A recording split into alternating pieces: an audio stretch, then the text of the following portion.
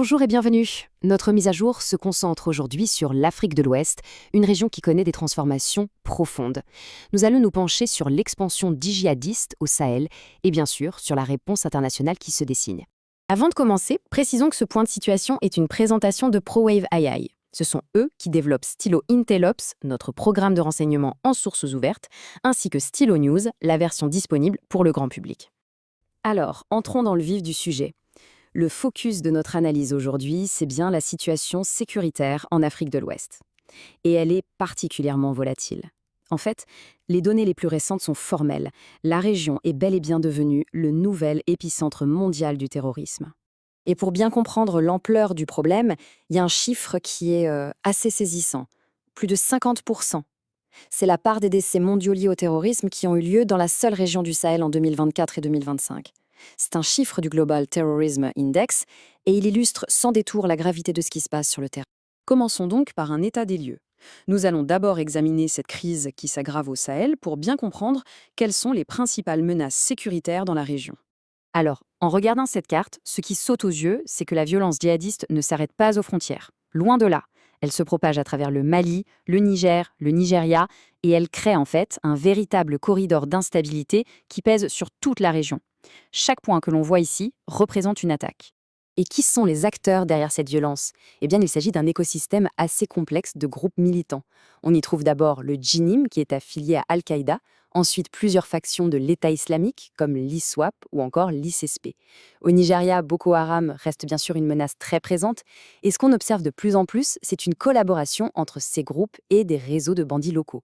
Toute cette fragmentation, évidemment, rend la réponse contre-terroriste encore plus compliquée. Mais cette crise sécuritaire ne s'explique pas seule.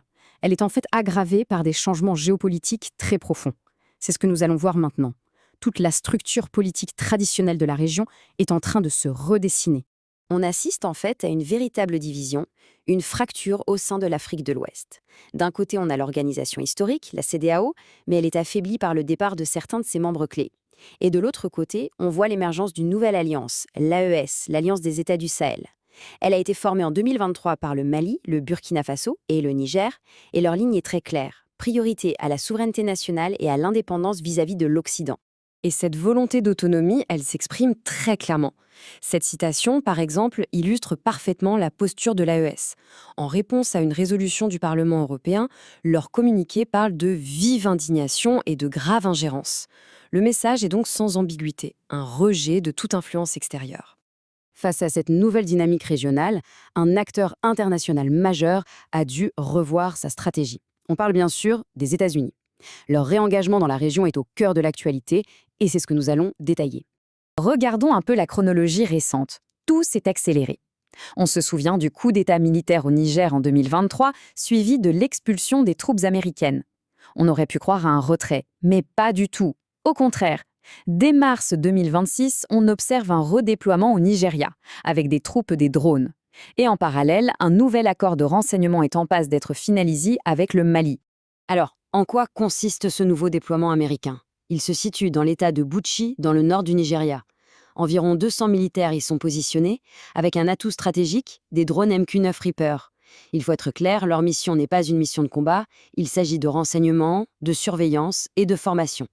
Fournir des informations clés aux forces nigériennes, voilà l'objectif. Évidemment, ce déploiement n'est pas vu de la même manière par tout le monde. Pour les États-Unis, c'est une approche pragmatique pour aider à la lutte antiterroriste. Du côté des responsables nigériens, ce soutien technique et de surveillance est bienvenu pour combattre l'insurrection. Mais pour l'Alliance des États du Sahel, c'est une autre histoire. On y perçoit cette présence militaire occidentale avec beaucoup de scepticisme, voire comme une menace potentielle pour l'équilibre régional. Alors maintenant, que faut-il surveiller? Tournons-nous vers l'avenir pour identifier les développements clés à observer dans les semaines et les mois qui viennent. Il y a 4 points majeurs à garder à l'esprit. D'abord, la finalisation de cet accord de renseignement entre les États-Unis et le Mali. C'est crucial pour les survols de drones.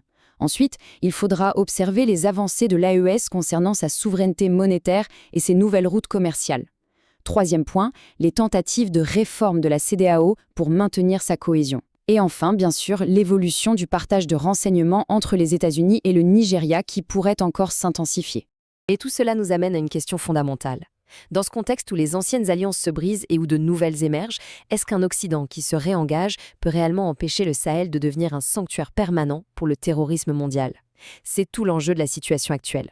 Voilà pour ce tour d'horizon. Pour celles et ceux qui souhaitent une analyse plus approfondie de ces événements, notre format complet Stylo News Intel Update est disponible. On le retrouve sur toutes les plateformes habituelles ou via le lien qui accompagne cette publication. Merci d'avoir suivi ce point de situation. Pour une information à la demande, alimentée par l'intelligence artificielle, rendez-vous sur stylonews.com pour vous abonner. À bientôt!